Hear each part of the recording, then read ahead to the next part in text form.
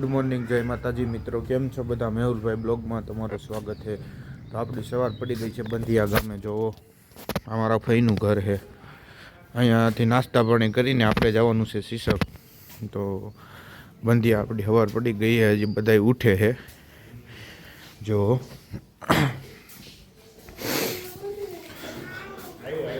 આ તો બ્રશ કરે છે જો. હજી અહીંયા દાદા છોકરા રમાડે છે જો.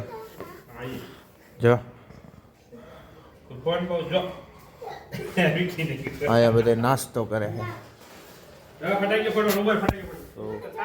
આપણે બધા નાહી લીધું છે. આપણે બધા નાહવા ધોવાનું બાકી છે. તો આપણે નાહી ધોઈ લઈએ અને પછી જઈએ શીશક બાજુ.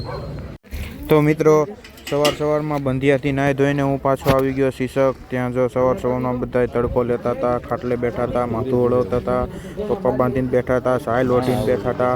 બધા એનું કામ કરતા હતા. કોક ફોનમાં મતતું હતું, કોક એકબીજાની સામું જોતું હતું. તો અમે બધા જો સવારમાં હું આવી ગયો શીશક. તો આ બધા ઊભા હતા, બેઠા હતા. તો બધાને લઈ લીધા. તો મિત્રો, હું આવી ગયો રસોડા વિભાગમાં, જ્યાં રોટલી બનાવતા હતા. તો રોટલીના પીંડાને જો કેટલો ટપ કરીને મારતા હતા અને રોટલી ચડાવતા હતા. રોટલીનો પીંડો કે હવે આ બસ કરે તો સારું. અને આ એક બાજુ ઘી ચોપડતા હતા. આ ભાઈ આટા મારતા હતા, આમથી આમ તપેલા હારતા હતા. જો અહીંયા ટમેટા સુધારવાનું કામકાજ ચાલુ છે, ઓલી બાજુ ગાજર ખમણવાનું કામકાજ ચાલુ છે, કોબી ખમણવાનું કામકાજ ચાલુ છે. તો આવી રીતે જો રસોડામાં બધા કામ કરતા હતા. હાય હેલો પણ કરતા હતા.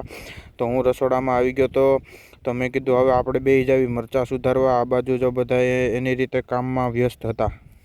તો મિત્રો, અત્યારે પ્રસંગ 2 દિવસનો હતો. કાલે તો ખાલી રાંદલમાનું સ્થાપનને એવું જ કર્યું હતું. કર તો આજે જતા જો તો અત્યારે ક્રિશિવને પાટે બેહાડી દીધો છે અને તેના કર કરવાની વિધિ ચાલુ છે જો. અને પાટે બેહાડીને બધા ગિફ્ટો પણ આપે છે. અને ક્રિશિવભાઈ જો ચોકલેટ ખાટા તોફાન ન કરે તે માટે ચોકલેટ દીધી. તો મિત્રો, આ બાજુ ગેસ ચાલુ કરી દીધો હતો અને તે ગરમ તેલ ગેસ ઉપર મૂકી દીધું હતું. એમાં પાપડ તળાતા હતા અને આ ભાઈ જો ભજીયાનો લોટ હજી બનાવતા હતા અને ભજીયા બનાવવાના ચાલુ કરતા હતા.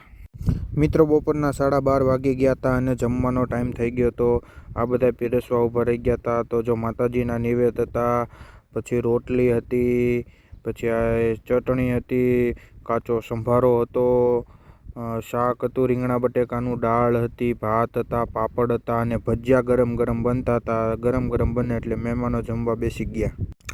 તો હું અને મારા મોટા ભાઈ અમે બે પીરસવા ઊભા રહી ગયા. પણ એ ઊભા હતા, હું કયો બેઠો હતો. અહીંયા બધા વડીલો જમતા હતા અને અમે બે છાશ પીરસતા હતા. જો છાશના ગ્લાસ ભરેલા છે, ઠંડી છાશ પીરસતા હતા. બધું જીરું મીઠું હતું અને અમે બે છાશ પીરસવા ઊભા રહી ગયા. તો બધા છાશ લેવા બહુ આવતા હતા.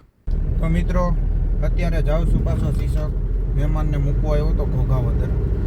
મોટી ગાડી લઈને આવ્યો હતો. અત્યારે પાછો જાઉં છું. જો ગાડી હાંકીને જાઉં છું પાછો ઘોઘાવદર સોરી શું ઓલો શીશક જાઉં છું પાછો.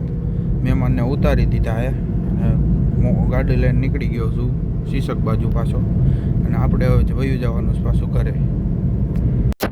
મિત્રો, અત્યારે આવી ગયો છું મારા ઘરે પાછો. 5 વાગ્યે પૂગ્યો હું. 5 સમથિંગ 5:30 જેવું થઈ ગયું. પૂગીને ફ્રેશ થયો. ફોન ઘડીક ચાર્જિંગમાં મૂક્યો.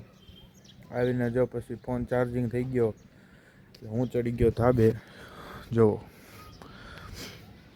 થાકી ગયા મિત્રો.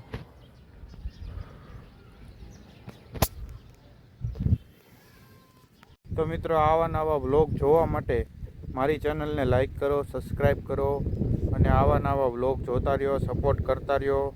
આભાર મિત્રો, આવજો.